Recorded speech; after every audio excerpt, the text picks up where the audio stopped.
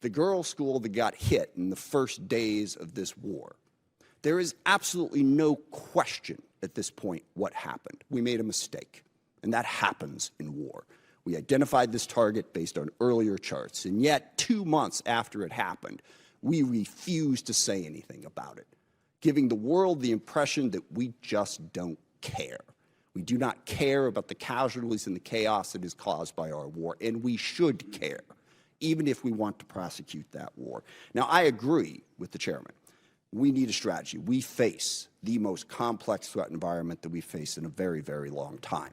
So we really want to hear from the administration. Don't give us this realism, chest-thumping stuff.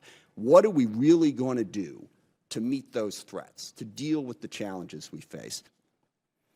Under the leadership of President Trump, our builder-in-chief, we are reversing this systemic decay and putting our defense industrial base back on a wartime footing.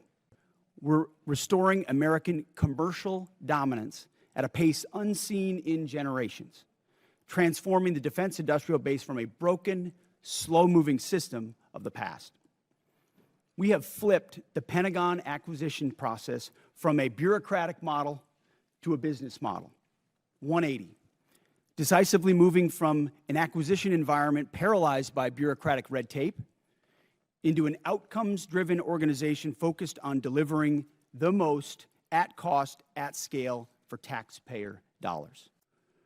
By changing our departments, transforming our department's business model, American companies are investing in America with their own money, their own capital, a historic demonstration of American manufacturing and defense revitalization, all again with their capital, not Uncle Sam's.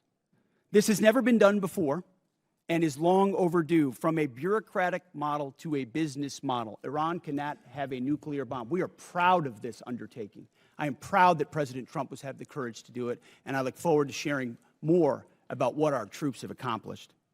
Chairman, in my view, this represents a historic down payment on future security. If the budget is approved and ultimately deployed, as we look at the character of warfare changing very, very fast, what's layered in to this budget by our civilian leaders will allow us to start getting ahead of where technology is evolving.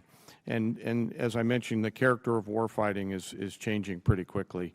Mass, simultaneity, autonomy, undersea, space, cyber, information, all of those ways that are now manifesting themselves on the battlefields around the world require a higher end of capital investment, and that's why we're grateful for the opportunity to have this budget make its way to the joint force. So it's an important down payment on the future here, sir. President Trump has been clear-eyed, from the killing of Qasem Soleimani to the pulling out of the Iran deal to Midnight Hammer and now to this effort to recognize that you have to stare down this kind of enemy who's hell-bent on getting a nuclear weapon and get them to a point where they're at the table giving it up in a way that so they never have it. So they haven't broken yet. Okay, we haven't gotten there yet for all of the. Well, their nuclear facilities have been obliterated.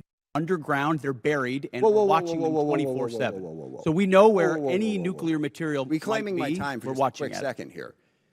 We had to start this war, you just said, 60 days ago, because the nuclear weapon was an imminent threat.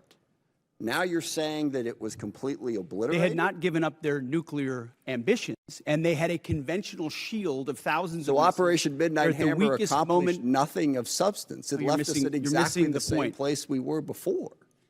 So much so that their facilities were bombed and obliterated. Their ambitions continued, and they're building a conventional shield. Let me try again. It's the North Korea strategy. You know this very well. The North Korea strategy was use conventional missiles to prevent anybody from challenging them so they could slow walk their way to a weapon. President Trump saw Iran at its weakest moment, took an action to ensure, in a way that only the United States of America could do with our Israeli partners, and yet to ensure their conventional shield was brought one to other heel, question, which we've done. if I could get 18 months. What we didn't miss, and we're here in this committee, is that Joe Biden, with no accountability, gave hundreds of billions of dollars of our weapons to Ukraine, to an outcome that never would have happened if President Trump was president.